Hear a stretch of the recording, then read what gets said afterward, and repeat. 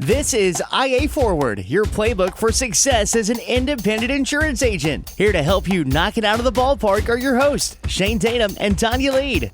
Welcome to IA Forward, and it is spring marketing time. Otherwise known as baseball season. Otherwise known as baseball and softball season, graduation season, prom season, dance recital season, all of that stuff. It really is dance recital season, isn't it? Yes, they are upcoming. People are trying out for stuff at school. This is the season. And you know what that means? That means this is the season for every sponsorship opportunity will be coming through your door. I've been to a few recitals, believe it or not. Have you really? Yes, I've been to a few. And my girls were in a little bit of gymnastics, dance. It's a big deal. Oh, it's insane. And being on the side of that, putting on those shows, I always had the theory that I wanted to be the anti-dance recital because they're painful. Let me just tell you, they are painful. And my goal was to always put on a show that was 2 hours or less and try to make it as fun and entertaining as possible, because those 4 and 5 hour dancing recitals, there are no words for how painful that truly is to watch. I feel like there ought to be like an area for dad mental recovery around the financial spend. How many extra sales do I have to make to pay for this next couple of months coming up? It's the same with travel ball. It is the same for band. 'Tis the season. We spend so much dang money on our kids, do we not?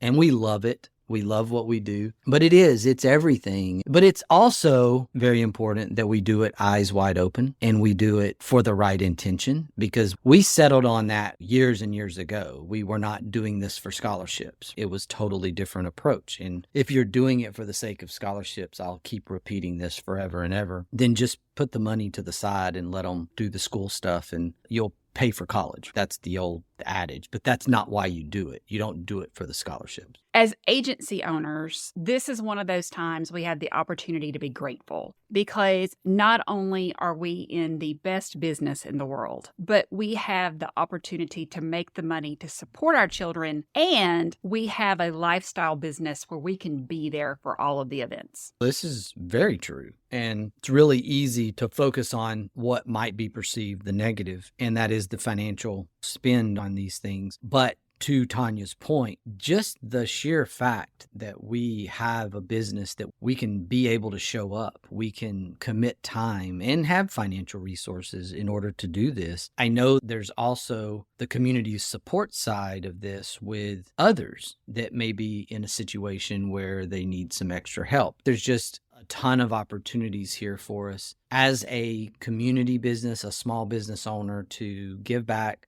and really generate a return on our marketing and advertising dollars. I love that you used the term marketing and advertising dollars, because sponsorship opportunities in the spring and summer are prolific. There is somebody constantly calling you on the phone, sending you a text, sending you an email, or walking in the front door of your agency asking for money. There are some things that you do for donations, and there are some things that you can actually use as advertising spend. It can get overwhelming as a business owner, and it's going to depend on your location. Are you in a small town? Are you in a suburban area or metro area? And I may be wrong on this, but I feel like metro-based agencies are going to see a little less of this, but you have customers and your customers are going to have kids doing these things, so maybe not. We see it a lot as a small community, small town, rural environment, Main Street business where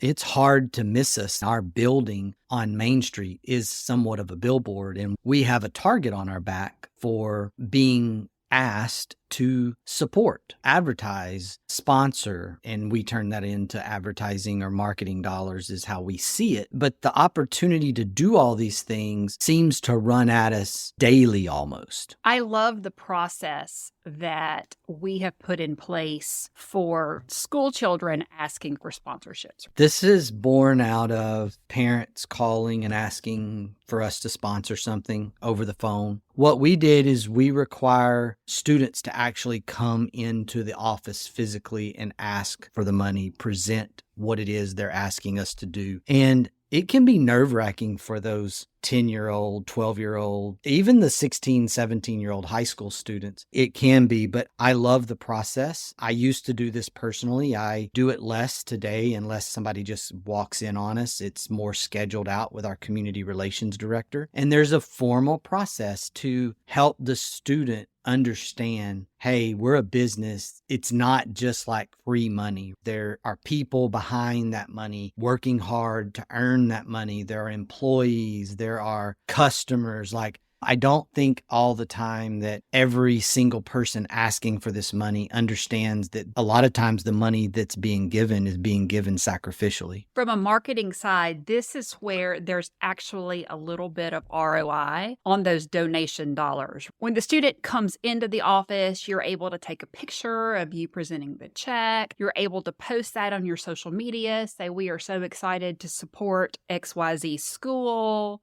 Good luck, Caitlin, at nationals, whatever. So that's going to be your greatest return on investment from that dollar. You're not going to get a lot of ROI from the actual ad itself. Consider it a donation to the school, but using it as a community involvement opportunity for your social is where it's at. One of those reasons that you want them to actually come into your office. I don't even love the actual advertising part that goes on the shirt. Our logo's going up there with a bunch of other logos, more than likely. And it's just blah. And it's them distorting your logo and distorting the work that you've put into building your brand. I'm almost moving towards this place of, we'll give you the money if you come into the formal process and you visit with us and we take a picture and we post it on our social media and say, good luck, Caitlin, at nationals. But you can't have our logo to put on your shirt. I'm actually starting to move that direction. I've always been there, but I really have never fought against it. But what do you think about that? I am in total agreement with you on this. Yes, so many times that logo gets distorted, which drives me nuts. Along with that, you have no control over who else's logo your logo is beside. And there are businesses that sometimes you do not necessarily want to be affiliated with, that your logo is going to be right there distorted by their logo. I'm not a big fan of the 42,000 logos on a t-shirt. That's a great time for negotiation. Sometimes we're talking about a festival sponsorship or something big. Obviously, we're probably not negotiating with a 10-year-old when it comes to their t-ball team t-shirt sponsorship. But if it's an event, you can say, I really don't want my logo on the t-shirt. Can I get XYZ instead? Can I get extra tickets to give away on my social media pages as some kind of giveaway? Yes. Why would they say no? Because now you're promoting the event on social media. Can I ask for extra signage at the event if I provide the signage? There's other things you can ask for. People want your money and they're usually going to say yes. Figure out what is most beneficial to you, because I can tell you it is not going to be your logo on a t-shirt. We went through a season in our agency's life cycle where my dad, who was our founder, was also the CEO of a community bank. And the bank had 150-ish employees and had 6 locations and was a pretty well-established bank in our couple of counties here in East Texas. He went through this phase where he was like, I'll just give you the money, but you can't have the logo. Don't put us on your t-shirt. He went through that differently because he was bombarded so much that he didn't want someone to see the logo of the bank on the back of the t-shirt for it to remind other people to stop by and ask for money. As we're talking about the idea of the t-shirt, that leads me to sports teams. I love that small businesses sponsor teams. That is absolutely fantastic. So many businesses miss an opportunity there, and I've seen it over and over. And if you sponsor Little Susie's softball team, or you sign up for a sponsorship of a Little League basketball, baseball team, whatever, and never show up at a game, you are missing an opportunity. Find out when those kids' games are. Let people know that you're there to support their kids way beyond putting your logo on their uniform. We missed an opportunity over the last week or so. We sponsored something that you would be like, does that make sense? We have done sporting events. We've done high school basketball tournaments, high school baseball tournaments, and we've done it in a way that we get the naming rights for that tournament, the Integra Winter Classic, the Integra Spring Classic. I have a good friend from high school, and he has a business where he does hats, he does caps, and we buy our caps from him. And he's going to be one of these guys that's going to be like, Shane, I can do this for you. And even if I'm like, David, I don't want you to do that for me, he's, no, I can do it for you. I promise you. He started putting on this annual catfish tournament. And this catfish tournament is a big deal. Thousands of people, 500 teams of people on the rivers fishing for catfish. The people going to travel softball games, there's not a lot of overlap with the catfish tournament people and the softball or baseball travel people. Those two worlds, they may have a little overlap, but we're talking about a whole new segment of marketing and advertising. And lo and behold, I was like, yes, we'll do it. He said, great, I'll give you the top name sponsor. You'll be everywhere, all this stuff. And I'm like, great. And I just went with it. I forgot to tell our community relations director the specifics because it's David. He's a high school buddy. Next thing I know, we're on social media as the Cat Daddy sponsor. That's what Integra is. We were the Cat Daddy sponsor. There was all kinds of sponsorships, and all of the sponsorships are off of in their own creative way, names of different size catfish. And this is what showed up on social media. Love him to death. He's recreated the logo. He's distorted the logo. It's just all out there. And the only thing that I have in the back of my mind when I see this is, oh my God, Tonya's going to kill me. Tonya has remained calm and smiled through it all. But yes, she has noticed. Sometimes you do things and you agree to do things, and your brand is really important. I want to stress that. But sometimes in the community, there was a need to have less friction and less concern. It's not my favorite, and it's never going to be Tonya's favorite as our brand strategist and brand expert. But sometimes you just go, okay, we need to worry about this next year, or we need to worry about this after the event has happened. And so don't freak out if it happens to you and you intended really good, and then you did something and it turned out to be this sort of brand distorting disaster. It's okay. Just kind of pencil that in for after the event to go back and say, here's what we would like to do if we're going to stay in this. That's the thing that has been our approach. And I want to caution you that it's probably going to happen to you the more community events or event sponsorship or whatever it is that you do. If you decide to jump into this, you're going to have this happen to you. What we did right and what I love about it is that we own the event. And we don't give money willy-nilly in small amounts to thousands of different events that ask us for money. If we're doing something in some way, shape, form, or fashion, we're visible. We tend to own the event. We want that naming right. And we want to be a big part of something. For instance, don't buy a table at an event because you see that as a sponsorship or as an investment.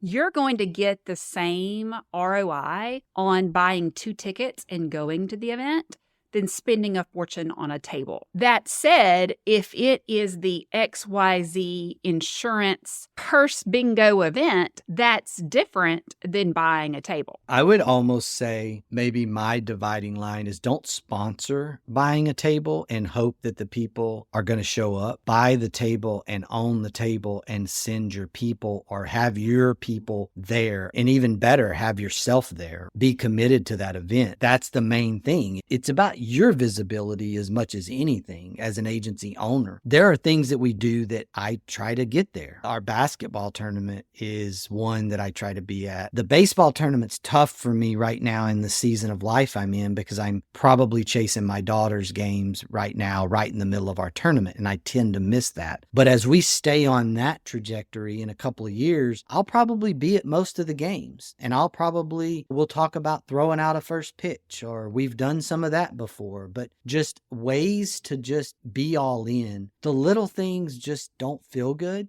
to me. You're just hidden and you're just spending money without really any kind of ROI. And that's why we tend to go down this path of owning it. And if we can't own it, unless there's a reason why we need to give for PR reasons, we try not to do it. Let's talk home shows, trade shows, boat shows, all of the shows that are going on. If you're going to do it, you got to do it. And when I say that, it's because I have been to so many events where the insurance people are sitting down behind the table looking at their phones. Don't waste your money and don't waste your time. Sending people to an event that don't have really vested interest in your brand is a thing that's concerning. Like, I knew this, and we didn't do this for years because I knew that I couldn't commit to it. I knew that other leadership people inside our organization could not commit to it either because of time of life. And we finally reached a point to where we could afford to hire a community relations director who could be there in our absence. Now, that doesn't mean that we've stopped. That doesn't mean that we don't ever go. It just means that if we're going to do it, Melissa is in or has someone who is going to be her replacement. That's really important. I don't really understand this.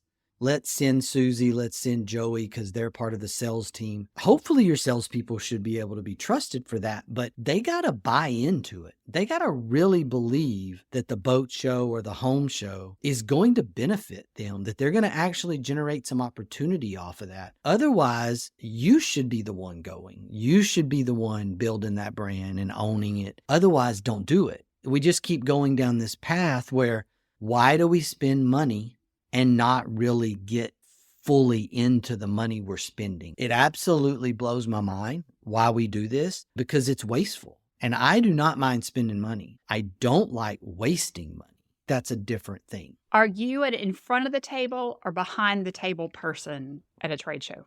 I'm in front of the table, really at the corner of the booth, outside the booth. I'm sure I'm annoying to the neighbors at booths around me because if I have nobody to stop in the aisle, I'll just talk to the neighbors and find out about their business and what they do. And is there anything in that conversation that ends up being a way to help each other? That's my approach, is to be out and about. And that's one of the traits my dad taught me by me observing him. And we did a lot of trade shows back in the late 80s and 90s. And I would go with him as a teenager to a lot of those trade shows. If he sit there too long without somebody, he would be like, hey, I'd be like 16 years old. And hey, watch the booth.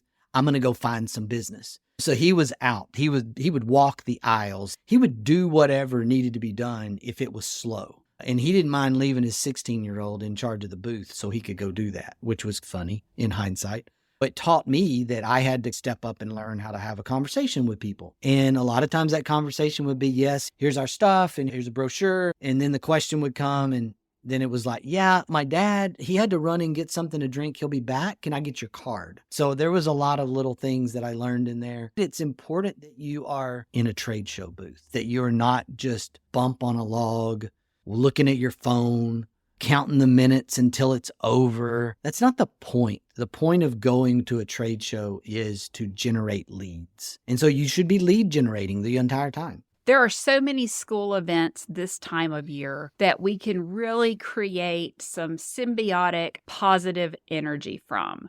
You've got your end of the year graduation stuff. Invite your area schools, valedictorian, salutatorian, student council, student government. Invite them to come to your office for some kind of recognition. Put that on your socials. Everybody's mama, grandmama, aunt, uncle, and cousin is going to share that. They're sharing the stuff from your agency. It didn't really cost you anything, but it's an opportunity that you have to create something. If there's some kind of sports championship that happened for your local school, go and do something for those kids. Take pictures, put it on your social. Find ways of doing things within the community, even if you're creating them that aren't going to cost a lot of money, but that are going to create recognition. I love the scholarship events. I don't know how people do it across the country. In East Texas, there's several schools that have a scholarship night. And depending on the size of the school, those scholarship nights would be filled with hundreds, if not thousands of people in a big auditorium. And anybody can do a scholarship. You go through your school, you go through your counselor, and you set some criteria. And there's really not a scholarship that's too small or too large. I've seen them at $250. I've seen them at $500. I've seen multiple $1,000 or $2,000. This really started jumping up in my mind a few years ago. As a school board member, I would naturally attend the scholarship night. And one of my fellow board members was actually a dentist in the community, and he did scholarships at multiple school districts. And he started out doing it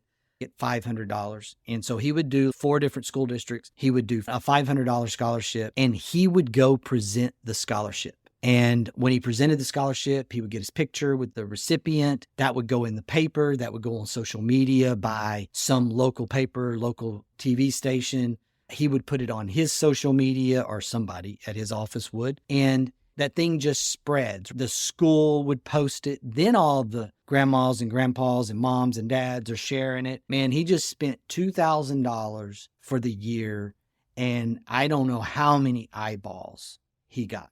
Thousands of eyeballs on that $2,000 investment. Plus, he helped a kid out. He gave a $500 scholarship to 4 different kids, which went a long ways. You can keep going with this. This is not something that we are doing yet personally, but we have it on our big board, whiteboard of things to do in the future. And we're rumbling around, okay, do we want a lot of little ones? Do we want a couple of big ones? How do we want to approach this? But I love it because 1, you're investing in the next generation. Number 2, you're getting a return on the money you're spending from an advertising and marketing standpoint.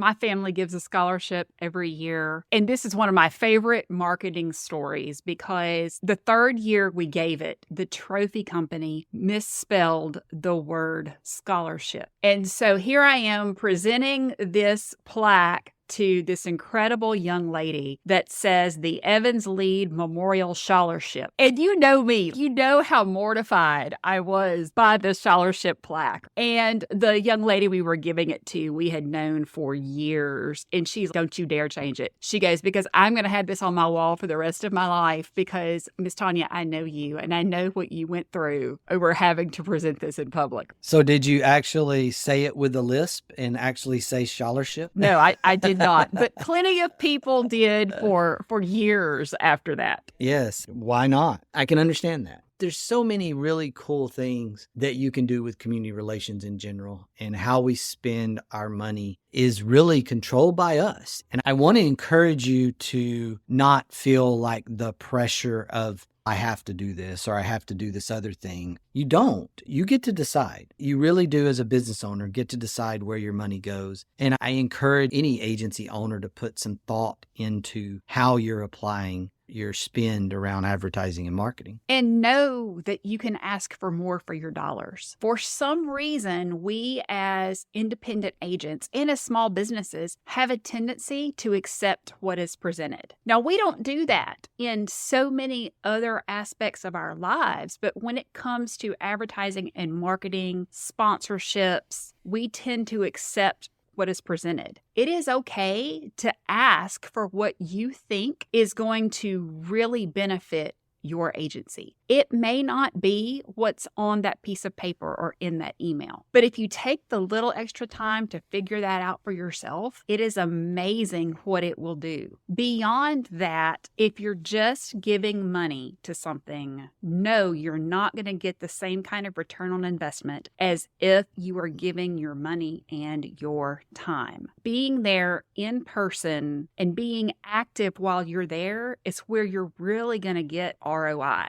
You're buying the FaceTime. You're not necessarily buying the logo on the t-shirt. And I'll add one more thing to maybe the rest of the story around owning events and yet still doing the thing with making the students come in and formalizing their request. If a student comes in and asks us to sponsor something for them, we generally give money. And what we did there is we lowered the amount we give so that we can give everybody 50, 75, $100. Like we got like a limit there. I forget exactly what it is. And a lot of times they may be selling something that is $200 or they may be asking us for more than that. But rather than just get this thing out of whack where this person gets 200 and this person gets 50, we standardized it. And I'm not talking about sponsoring an event, advertising. I'm not talking about scholarships. I'm talking about literally the people that call or walk in and say, would you be willing to donate to my team or donate to my year of activity, whatever it is? If they present themselves in person, we say yes.